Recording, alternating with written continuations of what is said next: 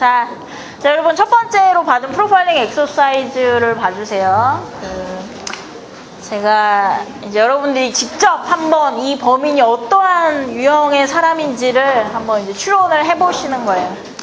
자, 아주 간략하게 범죄 현장에 대한 정보를 드릴게요. 실제로 우리나라에서 있었던 사건이고요.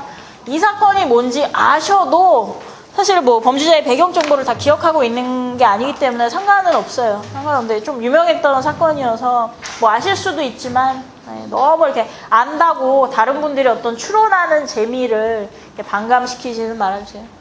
자, 2000년 10월 25일에 첫 번째 범행이 터졌는데, 자, 이 범죄자는 그 오후 한 5시 반경에 그 묘지 부근, 뭐 이런 뒷산, 야산 이런 데서 강간을 목적으로 해서 대상자를 찾아서 배회를 하고 있던 차에, 자, 혼자 귀가하던 11세 여학생, 초등학교 학생이었겠죠? 이 피해자를 발견하고 이제 강간하려고 이제 저 한적한 이런 데로 끌고 가려고 했는데, 당연히 이제 피해자가 소리를 질렀겠죠. 그러니까 소리를 지르지 못하게 하기 위해서 저 목을 휘어 감고 입을 이제 틀어 막아서, 자, 그다음에 한 50m를 끌고 가서 묘지 뒤쪽에서 이제 저 피해자가 약간 기절한 상태였어요. 계속 이렇게 졸려서. 그래서 그 피해자의 그 저 책가방을 뒤져서 그 필통 안에 그 저 문구용 조그만 칼 있잖아요. 이거를 찾아내서 그 피해자의 옷하고 티셔츠 바지를 이제 잘라가지고 그 피해자 손을 뒤로 묶고 강간을 하려고 했는데, 기절한 줄로 알았던 피해자가 사실은 그러니까 너무 심하게 목이 졸린 나머지 이미 죽어 있었던 거예요. 그래서 이미 질식사했기 때문에 강간은 하지 못하고, 그 나중에 이제 시체가 어떻게 발견이 됐냐면, 이 사진 아마 보신 적이 있는 분도 있으실 거예요. 묘지 위에 발가벗은 이제 피해자를 양팔을 이렇게 벌려서 눕혀놨어요. 눕혀놓고 정말 생뚱맞게도 말 그대로 묘지 옆에 한켠에 피해자 옷까지 하고 소지품을 가방 안에 되게 잘 개켜서 이렇게 정돈해서 넣고 그 묘지 옆에다가 얌전하게 놓고 갔어요. 피해자의 책가방. 다만 이제 피해자의 옷, 그 셔츠로 이렇게 똘똘 말아서 베개처럼 이렇게 만들어서 피해자 목 밑에 받쳐놓고 간. 네, 웃을 일은 아니고요. 이렇게 발견이 됐어요. 굉장히 좀 끔찍하게. 이게 첫 번째 범행이었고요. 그 다음에, 같은 범죄자예요. 자, 2달이 채 못 된 시점이죠. 12월 19일에. 자, 오후 5시경에 역시 이제 강간할 피해자를 찾고 있던 중에 남매가 귀가하는 거를 본 거예요. 이게 고1짜리 여학생하고 중학교 남학생이었는데, 이 피해자들을 일단 발로 세게 차고 폭력을 가해서 5m 아래로 떨어뜨린 후에 일단 남동생을 이제 구타하고 나서 자기가 가져온 노끈하고 남동생이 신고 있던 운동화끈으로 목을 졸라서 죽였어요. 그래서 남동생이 발견될 때는 그 끈을 그대로 목에 이제 감은 채로 발견이 됐고, 그 옆에 이제 배를 세게 맞고 쓰러져 있던 누나를 한 500m를 끌고 와서 소나무 2그루에 양팔과 양다리를 나눠서 묶고, 강간하고 뭐 칼로 찌르고, 칼로 굉장히 여러 번 찔렀고요. 그리고 죽은 후에 또 강간하고 뭐 이런 식으로 한 2시간 동안 굉장히 좀 괴롭혔죠. 그리고 이제 본인이 준비해갔던 회칼로, 그러니까 굉장히 여러 군데 찔렀는데 특히 이제 치명적인 목하고 심장을 이제 찔러서 결국은 죽었죠. 죽고, 그다음에 이제 오른쪽 허벅지 쪽에 이 정도를 이제 살점을 도려내서 이제 나중에 이제 알려졌지만 이제 검정 비닐봉지에 넣어서 집으로 가져간 게 확인이 됐거든요. 자, 2건이에요. 굉장히 좀 잔인하고 끔찍한 범죄 현장에 대한 정보인데, 지금 범행 시간하고 장소하고 범행 수법에 대해서 굉장히 간략하게 말씀을 드렸어요. 여러분들이 하셔야 될 일은 뭐냐면, 이 범죄자가 누구냐라는 것보다도 도대체 어떠한 생각과 특성을 가진 사람이 이러한 행동을 보일까라는 걸 추론하시는 거거든요. 근데 아까 말씀드린 대로 범죄자 프로파일링, 그 프로파일 안에 들어갈 수 있는 게 굉장히 여러 가지지만, 여러분들이 지금 이 한정된 시간 안에 좀 초점을 맞추셔야 될 거는 우선 범죄자의 연령대 하고요.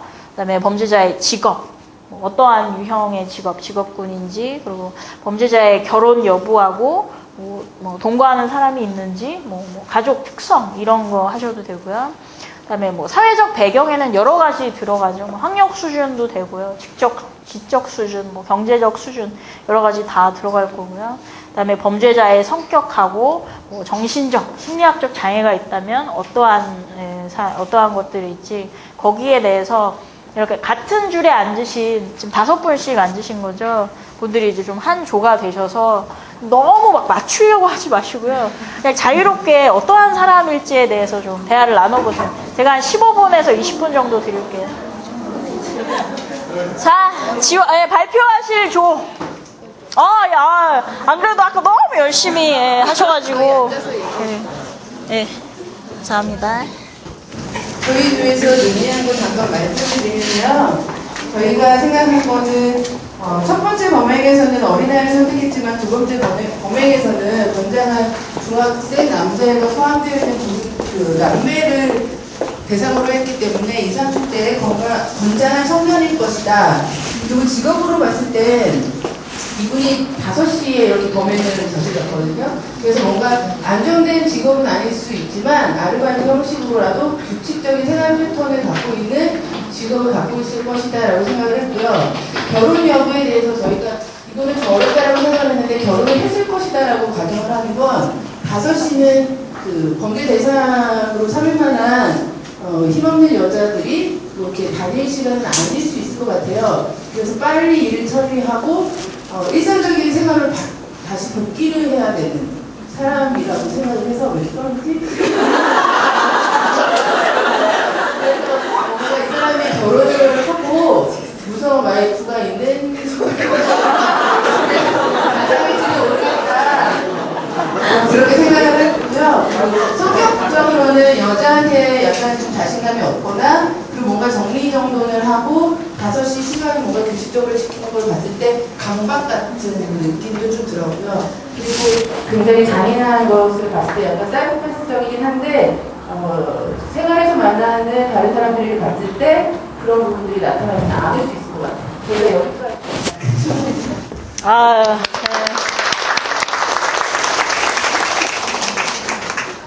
우리 조도 발표를 하겠다. 역시 바로 앞인데. 저희도 듣다 보니까 여기서 규칙적이라고 그랬는데요. 저희는 이제 규칙적이 아니라고 생각을 하는 게 5시경이면, 그러니까 약간 두 개에서 헷갈리는 거는 규칙적일 수도, 같은 시간대니까 규칙적일 수도 있지만, 뭐 5시나 5시 반이면 누구나 일할 시간이거든요. 그 시간에 배회를 했다는 거는 좀 이게 무직이거나 직업이 없지 않을까 그런 생각을 했고요. 그 다음에 잔인하게 오려왔잖아요. 오려왔는데 지금 저희 의견은 결혼했다, 한 번은 경험은 있다라고 하는데 지금은 아니다라고 생각을 하거든요. 근데 일단은 결혼을 했다고 해도 지금 없는 게 그 사회를 바꾸고 가려면 누군가 봐야 되는데 와이프가 있는데다가 어디다 할 수는 없고요.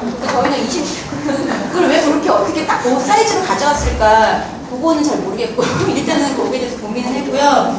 그 다음에 똑같이 둘이 있는데 같은 여자이지만 어린애한테는 강간이 죽은다면 강간이 안 했잖아요. 근데 큰애한테는 뭐 걸리는 시간도 너무 잔인했고 죽은 후에도 강간을 했기 때문에 이 사람이 아이에 대해서 조금 더 연민이나 그런 게 있지 않을까.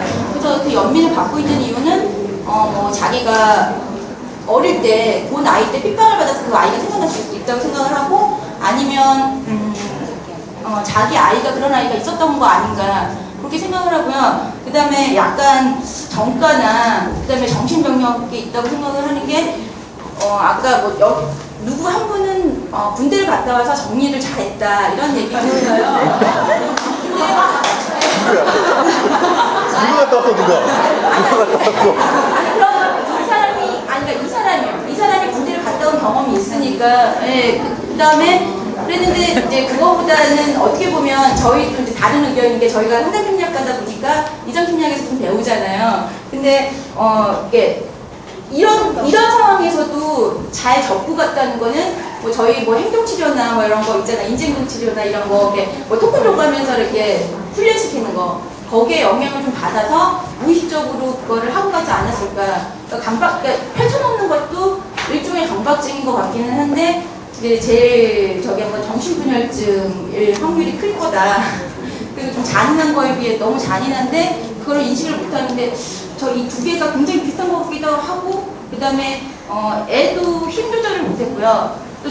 또 큰 애도 되게 무식하게 막 이렇게 힘 조절을 못하고 잔인한 걸로 봤지만 저희가 생각하기엔 두 개가 좀 다르다는 생각도 같이 했거든요. 그래서 약간은 일관적이지 않을 수 있다라는 생각을 했어요. 저희 이걸로 이제 감사합니다. 예. 나 한 조만 더, 너무 열성적으로. 두 조만 더 해볼게요. 그럼 먼저 드셨거든요. 저희 조에서 두 조가 말씀해 주신 것 중에 약간 저희 조가 생각해낸 게 뭐냐면은 좀 다른 점이 나이하고 이런 신체적인 부분에 있어서요. 아이들을 상대로 한 걸로 보아 외모에 자신감이 없는 어떤 문제점이 있거나 아니면은 힘이 좀 센 것처럼 그럼에도 불구하고 힘은 좀 센 것처럼 보여요. 직업하고 관련되어 있는 것 같고요. 그리고 처음 그 범행에서 이 가방을 뒤져서 카터칼도 찾아내고 이제 이런 점 그리고 이제 베개까지 만들어 놓으면서 도주했다가 두 번째 범행에서는 중학생이라고 하셔가지고 학년을 이제 저희가 그 전에 범행이 발전했다 이렇게 봤는데 아이들이 나이까지 더 많은 그 피해 대상을 부르는 걸로 봐서는 좀 더 이렇게 범죄 성향이 좀 더 발전한 것 같고요. 그리고 성격 면에 있어서는 어떤 강박증과 그다음에 완벽주의적인 면이 반사회적 성격이랑 맞물려서 강간에서만 그치지 않고 원래는 처음에 이제 범행 동기는 강간이었는데 강간에서 이 사람이 갖고 있던 반사회적 성격 때문에 살인에까지 어떤 자기의 충동이 발전하게 된 그런 성격인 것 같습니다. 감사합니다. 수고하셨어요. 그 앞에, 손 드신 분 그 앞에 분이요. 저희가 생각한 게 다 나왔는데요. 마이크 대고 말씀해주세요. 일단은 그 애기를 처음에는 죽일 의향까지는 없었는데 왼손으로 잡고 오른손으로 막는 순간에 애기가 죽어버렸다는 걸로 봐서 굉장히 기운 센 남자였겠다라는 생각이 들었고요. 그리고 이제 앞에서 대충 나왔으니까 저희가 다른 점 생각한 거를 말씀드리면 칼을 물론 살인을 하려고 했으니까 칼을 준비를 했겠지만 칼을 아무나 저희는 평소에 구경하기도 힘든 칼을 가지고 살인을 했고 살점을 도려내서 가져갔다는 거는 그냥 살인을 한 아까 말씀하신 그런 우리나라 연쇄살인범들 중에서도 그렇게 어려운 부분이었기 때문에 혹시 그런 쪽 분야에 일을 하는 사람이 아닌가 하는 생각이 들었고요. 일단 처음 살인에 있어서는 죽어버렸기 때문에 강간을 하지 않았고 두 번째 살인에 있어서는 살아있는 상태로 잔인한 행동을 하면서 어떤 쾌감을 느끼는 그런 어떤 성격을 가지고 있는 게 아닌가. 그리고 살아있는 사람을 찌르는 그런 행동에서 쾌감을 느끼는 그런 성격을 가지고 있는 게 아닌가 싶고요.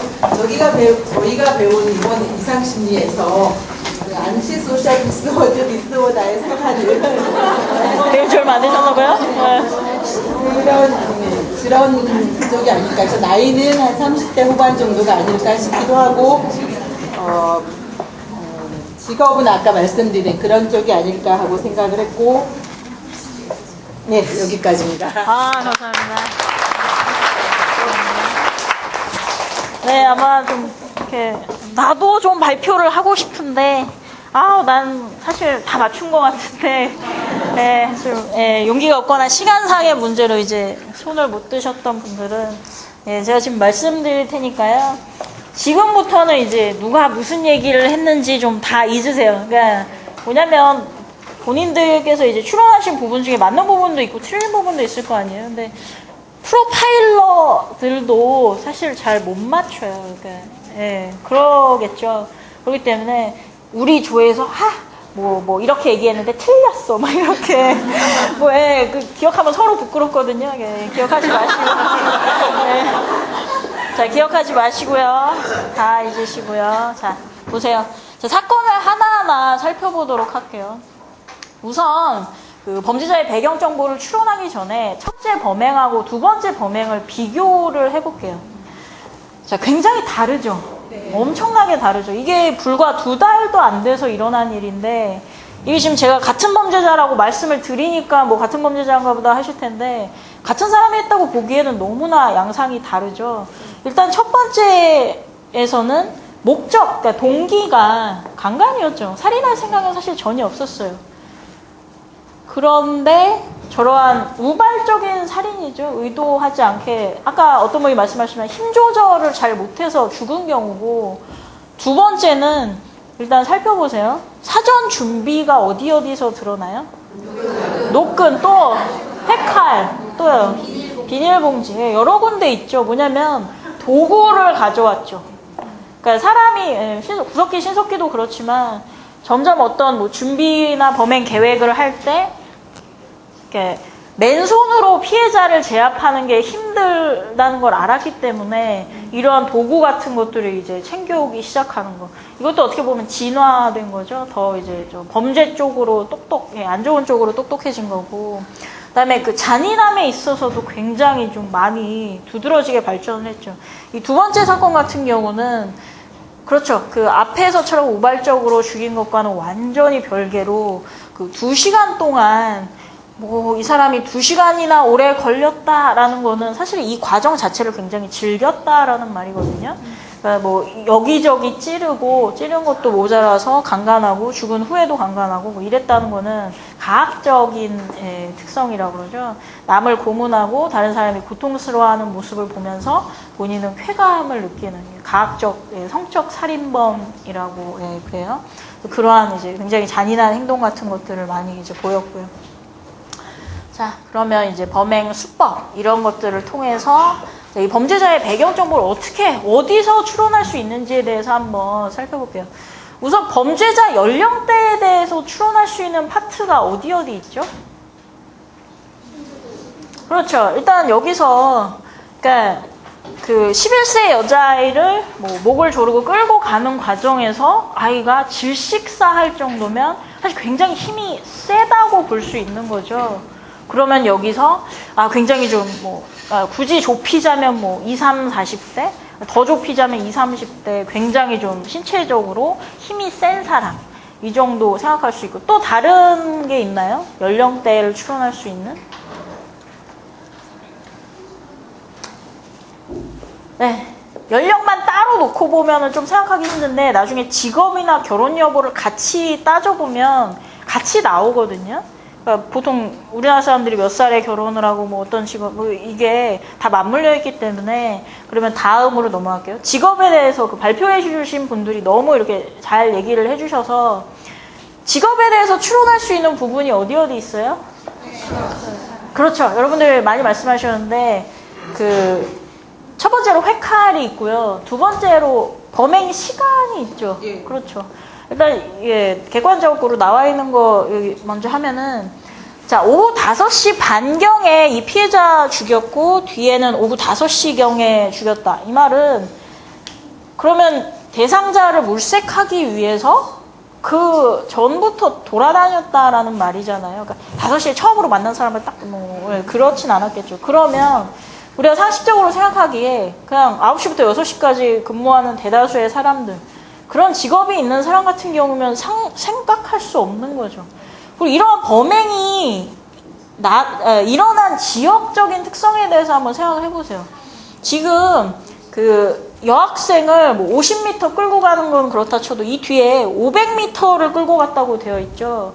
그러면은 누군가를 500m로 끌고 갔는데 아무도 만나지 않을 그러한 지역적 특성이라면 정말 이거는 뭐라고 그러죠? 그러니까 야산 이런데, 그러니까 유동 인구가 많이 없는 그 인적이 드문 시골이죠. 한마디로 시골. 그런데요. 그런 데인데 그 오후에 이런 데를 야산을 배회하면서 강간할 사람을 물색하는. 그러면 좁혀질 수 있는 게 정규직이 있는 사람이라고는 굉장히 생각하기 힘들죠.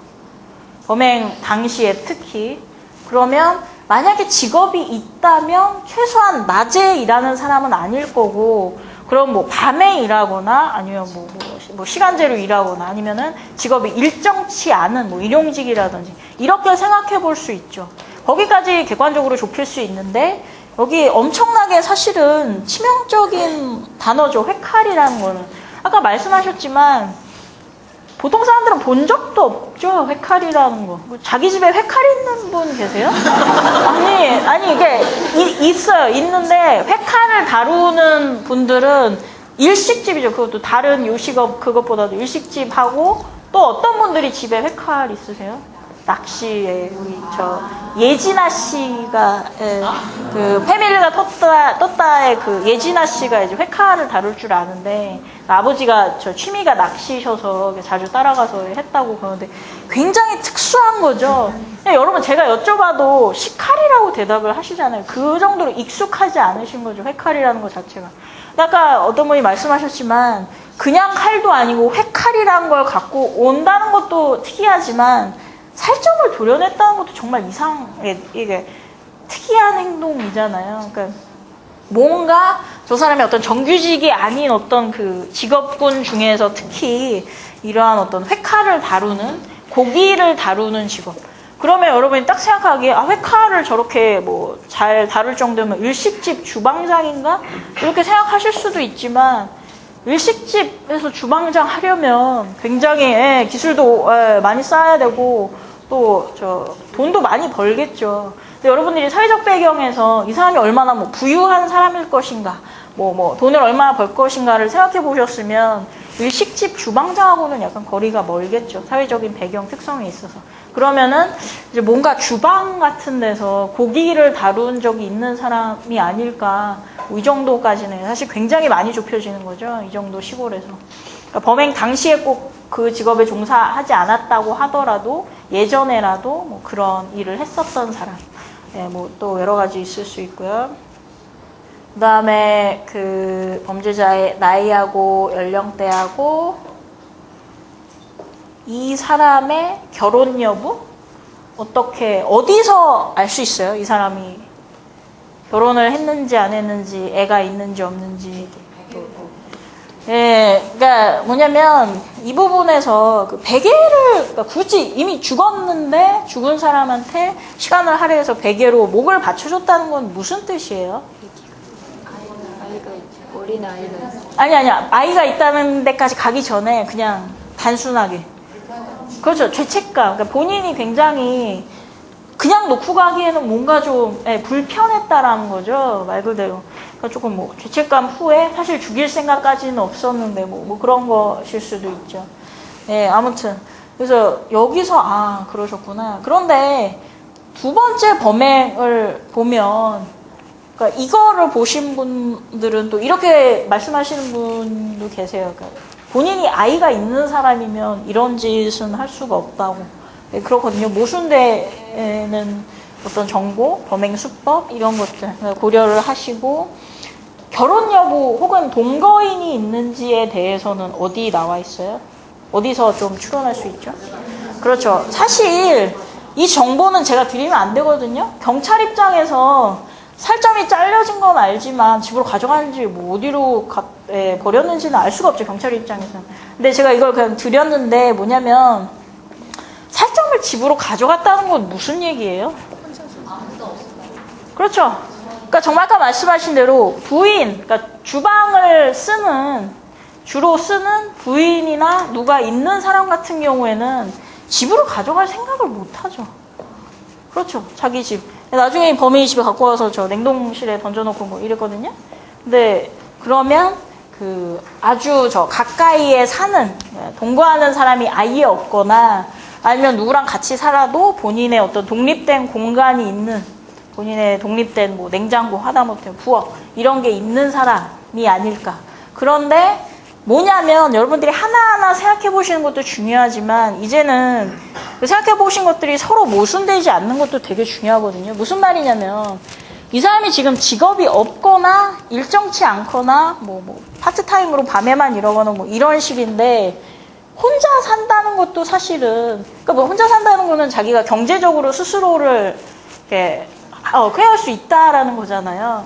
그러면은 이걸 어떻게 저 추론을 해야 이 정보들이 서로 모순이 되지 않는지 그런 것에 대해서도 같이 그러니까 뭐냐면 나중에 내가 프로파일러로서 이 프로파일을 작성해서 줬는데 작성된 프로파일 안에 서로 같이 양립할 수가 없는 내용들이 있다면 말도 안 되는 거죠, 그거는. 그런 점도 같이 이제 고려를 해보시고요. 예, 그래서 뭐 지능적인 면에서는 어때요, 이 사람? 평균 이상이요? 글쎄요. 예. 글쎄요. 예, 지능까지는 조금 넘어. 교육 수준? 이렇게 여쭤볼게요.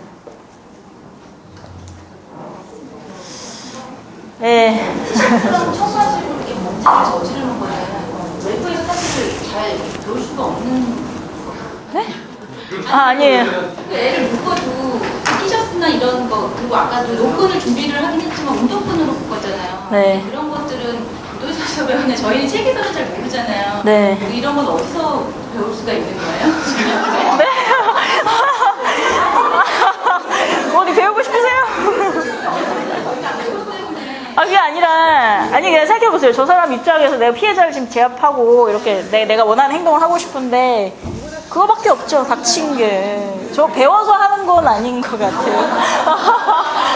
예. 깜짝 놀랐어요. 그 다음에 성격 특성 심리학적 장애에 있어서 한 가지만 좀 적고 넘어갈게요. 그 강박이라는 단어가 이제 계속 나왔는데, 그렇죠. 여기에 소지품을 이렇게 챙겨가지고 가방에 넣고 그 가방을 굳이 그 시체 옆에다가 이렇게 놓고 갔다라는 거는 사실 이 상황에서 굉장히 하기 힘들고 불필요한 행동이죠.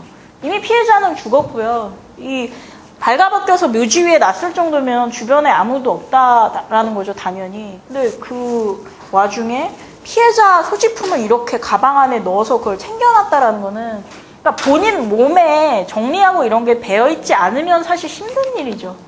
원래 전혀 정리하는 사람이 아닌데 저 때만 정신을 차려서 막 이러기는 사실 굉장히 힘들잖아요.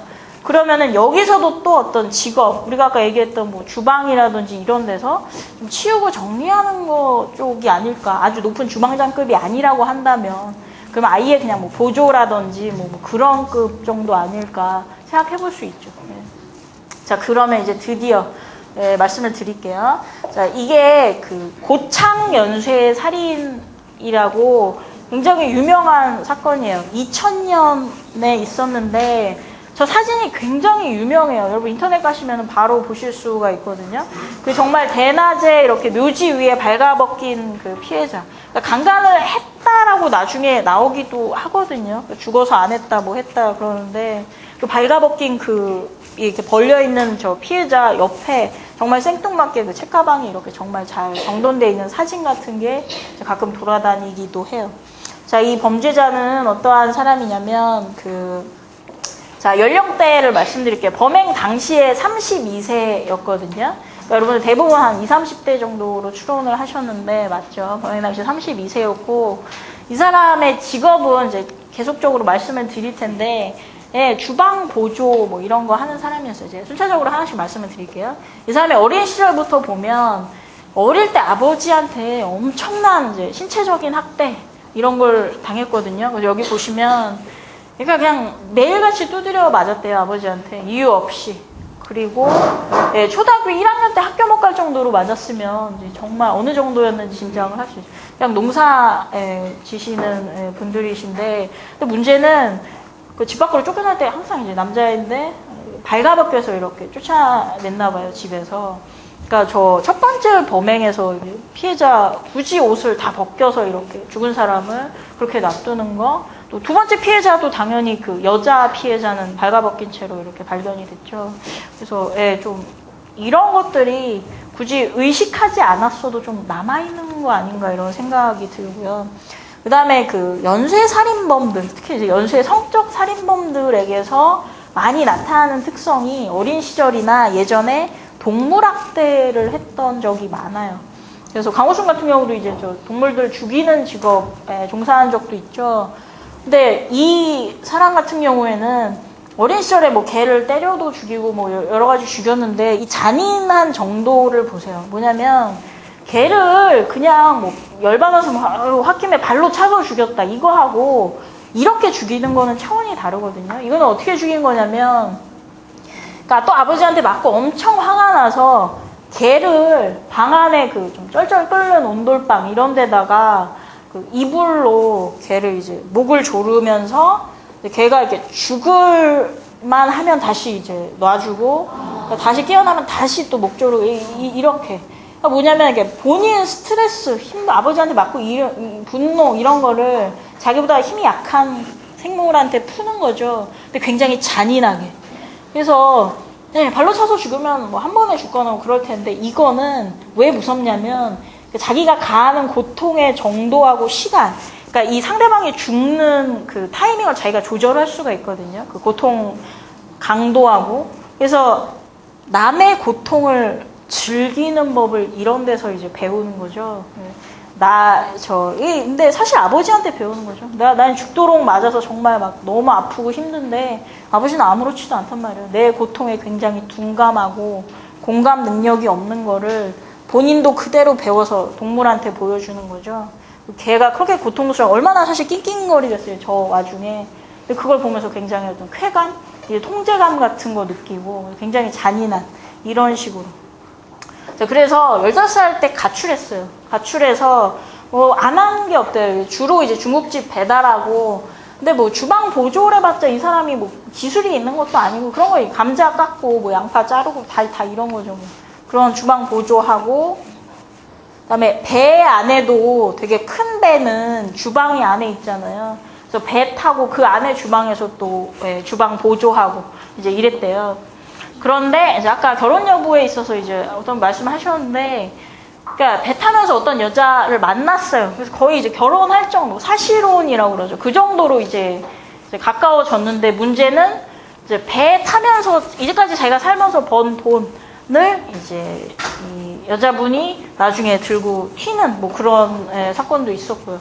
굉장히 좀 안 좋은 상황이었어요. 그래서 이 사람이 어떻게 된 거냐면 주방에서 일하다가 배 타다가 모은 돈 여자한테 날리고 뭐 이러면서 집으로 무일푼이 돼서 자기가 15살 때 가출했던 그 집으로 다시 온 상태였어요. 시골집. 부모님 집으로. 그래서 사실 15살에 가출해서 왔으니까 부모님이 다시 내쫓진 않았는데 굉장히 늙으셨겠죠. 늙으셔서 같은 집에 살긴 했지만 독채라고 이렇게 좀 떨어진.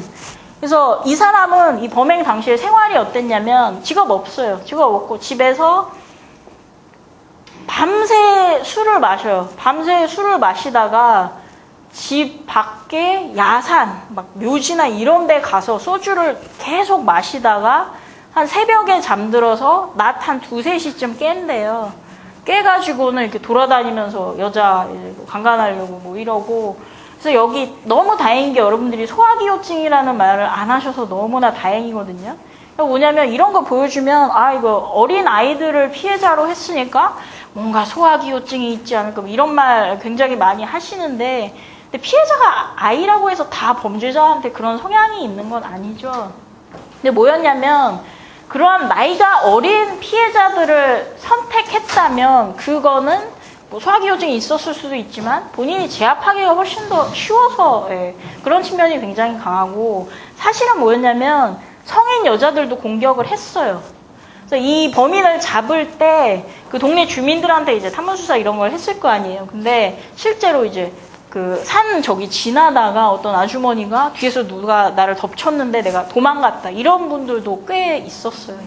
그래서 나중에 사실 남매를 공격하는 거는 굉장히 위험 부담이 큰 일이죠. 그 중학교 남학생이면 사실은 굉장히 대담하지 않으면 하기가 힘든 일인데, 저 때는 저 사람이 지금 2달 동안, 그러니까 강간을 하려다가 못한 상태에서 지금 2달 동안 저 대상자를 물색하는데 계속 성인 여자들은 놓치고 막 이런 상황에서 나중에는 그러니까 물불 못 가리고 정말 그 남학생이 있음에도 불구하고 막 구타를 하면서까지 이제 이제 그 남매를 대상으로 이제 선택을 했던 거예요. 그다음에 예. 그다음에 첫 번째 사건이 있고 나서 그러니까 저 사람이 집을 10몇 년을 떠나 있다가 다시 왔기 때문에 뭐 했는지 몰라요. 그러니까 여러분들이 어떻게 생각하시는지 모르겠는데 전과가 굉장히 많아요. 7개 정도 되고 강간전과도 있는 사람이에요. 예, 나가서 왜 뭐 했겠어요. 중학교 2학년에 더 이상 교육은 받지 못하고 그냥 주방보조 이런 거 하면서 더 먹이고 그런 짓을 굉장히 좀 많이 했는데 그러고 나서 10몇 년 만에 이 지역에 오니까 이 사람에 대한 정보를 모르잖아요, 사람들이. 다시 뭐 집에 왔는지도 잘 모르고. 이러니까 저 첫 번째 사건, 그 묘지 위에 여학생을 놓은 그런 끔찍한 사건이 터졌는데도 용의 선상에도 아예 없었어요. 그러니까 다시 이제 처음엔 당연히 뭐 조심했겠죠. 그러다가 다시 범행을 계획하고 여기서 저 나중에 이제 잡히고 나서 인터뷰한 것 중에 흥미로운 게 몇 개 있는데 피해자, 그러니까 살인할 생각은 없었는데 아무튼 죽었죠. 그래서 이제 두 번째 범행을 계획하면서 도구 같은 것들 준비하고 한 가지 굉장히 특이했던 게 두 번째 사건에서 경찰한테 본인이 그냥 얘기한 거예요. 그 피해자를 죽일 때 그 피해자한테 너는 다시 태어나면 좋은 아버지 밑에서 살아라 라고 자기가 얘기를 했대요. 여러분은 이제 심리학 다 하시니까 아시겠지만 그렇죠. 자기 자신한테 하는 말이죠. 이게 뭐냐면 내가 이렇게 된 거는 우리 아버지, 나쁜 아버지 밑에서 태어난 내가 이 사회에 뭐 이런 짓을 결국은 이건 피해 여학생, 그러니까 네가 이런 일을 당하는 거, 이렇게 재수가 없는 거 그런 것들. 근데 사실 따지고 보면은 여학생이 좋은 아버지 밑에 있었는지 나쁜 아버지 밑에 있었는지는 전혀 뭐 본인이 알 수도 없는 거고 다만 어떤 본인 입장에서 변명 같은 거죠. 내가 이렇게 죽인 거는 우리 아버지 때문이다라는 그런 게 깔려있는. 그리고 나중에 알려진 사실인데 이 사람이 피해자가 죽었잖아요. 그러니까 숨을 안 쉬는데 사람이 죽으면 죽은 직후에는 사실 산 사람하고 다른 게 없잖아요. 숨만 안 쉴 뿐이지. 그리고 이 사람이 살인은 처음이죠, 당연히. 그래서 피해자가 죽었는지 살았는지 자기가 좀 분간이 안 돼서 인공호흡을 아마 30분 정도 했다고 그랬어요. 나중에 진술을 했거든요. 피해자를 살리려고. 근데 안 되니까 결국 죽었구나 생각하고 여기에 이렇게 나와요. 자기가 도망간 후에라도 피해자가 혹시 의식이 돌아온다면 그러면 좀 숨쉬기 편안하고 베개를 만들어줬대요. 굉장히 좀 정말 특이한 이유죠. 그러니까 이걸 보면 이 사람이 이렇게 지능이 높지 않은 사람이구나라고 생각할 수도 있고 살인을 해본 적은 정말 없구나 이렇게 생각할 수도 있고요. 그런 거고 그 두 번째 범행에서 살점을 뛰어갔다고 했잖아요. 그런데 이제 살점을 뛰어가고 나서 본인은 집에 돌아가서 그거 던져놓고 그냥 잤대요. 그러니까 연쇄살인범들이 보통 이제 살인을 끝나고 나면 굉장히 편안함이나 안도감을 느끼면서 굉장히 좀 깊게 잠을 자거나 그러는 경우가 많거든요. 근데 이 사람도 던져놓고 자기는 자고 일어났는데 저 무슨 고기가 이제 나오니까 피가 이렇게 묻어있는. 근데 이 사람이 뭐냐면 계속 주방에서 보조로 일을 했기 때문에 보면 안 돼요. 이게 고기를 보면 이게 소고기인지 돼지고기인지 닭고기인지 그리고 거기 어느 부위에 있는 고기인지를 보면 다 알 수가 있는 정도인데 이 고기는 도대체 무슨 고기인지 기억이 안 났다라고 하거든요. 그러니까 물론 거짓말일 수도 있죠. 뭐 자기 살인 안 했다라고 덮을 수 있는 거짓말일 수도 있지만 정말로 기억을 못 할 수도 있어요. 뭐냐면 그 살인이라는 과정 자체가 굉장히 스트레스가 심한 행동이잖아요. 일 거 아니에요, 사람한테. 그래서 제가 살인했는지 안 했는지 모른다. 이거는 좀 말이 안 된다라고 하더라도 그 살인을 하는 과정에서 자기가 했던 세세한 행동 같은 것들은 기억을 못 하는 경우가 사실 있어요. 많이 있어요. 그래서 이렇게 이제 진술을 했다고 해요. 그래서 제가 이 사람은 이제 성적 살인범이라는 그 전형적인 특성을 정말 거의 다 드러내거든요. 그러니까 무슨 강호순 나왔을 때 강호순이 우리나라 최초의 성적 살인범이다. 이거는 정말 잘 모르고 이제 하는 말이고요. 그러니까 이 사람 이전에도 있었어요. 많이 있었는데 이제 일단 이 고창 연쇄 살인범의 특성을 보면 성적 살인범들이 많이 하는 범행 수법 중에 일단 끈을 이용해서 질식하는 거. 이게 뭐냐면 사람을 빨리 죽이지 않아요. 왜냐하면 살인을 하는 과정 자체를 즐기기 때문에 그걸 조절하고 싶은 거죠, 자기가. 그래서 많이 쓰는 게 맨손으로 죽이거나 아니면 이렇게 끈이나 도구를 이용해서 목을 조르는, 지식사 시키는 경우. 그래서 장시간, 최소 2시간에서 며칠, 혹은 이제 감옥 같은데, 이제 외국 같은데 보면 뭐 동물 같은데 납치해놓고 막 이렇게 고문하다 죽이는 그런 경우, 이런 경우도 많고요. 전리품, 뭐냐면 범행 자체가 본인한테는 어떤 굉장히 큰 성취감, 통제감 이런 거를 느끼게 하기 때문에 그 범행을 기억하고 싶은 거죠. 그래서 전리품은 여러 가지가 될 수 있죠. 이 범죄자 같은 경우에는 살점이 전리품이 될 텐데, 뭐 다른 범죄자들 같은 경우에 피해자 신분증이나 그런 거 가져가는 경우도 있고요. 뭐 보석이나 이런 걸 훔쳐가는 경우도 있고, 피해자의 어떤 뭐 속옷이라든지 물건 같은 거, 개인적인 소지품 같은 거를 가져가는 경우, 그런 경우도 많아요. 그다음에 어린 시절이나 아무튼 예전에 동물 학대에 했던 그런 것들이 많이 드러나고요. 그래서 이제 1970년에 나온 논문인데, 외국에서 나온 논문이지만 전 세계적으로 사실은 다 공통인 것 같아요. 이러한 가학적인 성적 살인범들이 가지고 있는 특징은. 그래서 무려 40년 전의 논문이지만 굉장히 이러한 특성을 잘 보여줘요. 그래서 이러한 가학적 성적 살인범들의 특성, 공통적으로 나타내는 특성은 일단 굉장히 성격이 좀 폐쇄적이고 친구가 거의 없고, 아까 오늘 분이 말씀하셨지만 남들이 보기에는 그냥 조용하고 그냥 자기 일을 하는 사람 뭐 이 정도? 그렇게 생각하고, 그 여성에 대해서 접근을 어려워하고 자신감이 좀 떨어지는 그러한 사람, 동물학대, 그다음에 어릴 때 본인이 신체적 학대를 받았던 경우가 많고, 그래서 이제 다른 사람한테 고문을 하거나 이럴 때 그런 것들이 작용한다는 거. 그래서 범행 수법으로 많이 보이는 게 목을 조르거나 찌르는데 치명적으로 찔러서 죽이는 게 아니고 여기저기를 죽지 않을 정도로만, 피해자가 굉장히 고통스러워할 정도로 찌르고 뭐 신체를 절단하는 거, 이런 것도 이제 많이 보이고요. 예, 그래서 저 고창 연쇄 살인범을 예로 해서 여러분들이 이제 프로파일링을 직접 해보는 시간을 가졌고요. 예, 이제 마지막 여러분 유인물에 아동 성범죄자 유형 분류와 프로파일링을 10분 정도 쉬고 나서 할 테니까요. 그동안에 설문지 하셔서 이제 조교분 주고 가시면 돼요.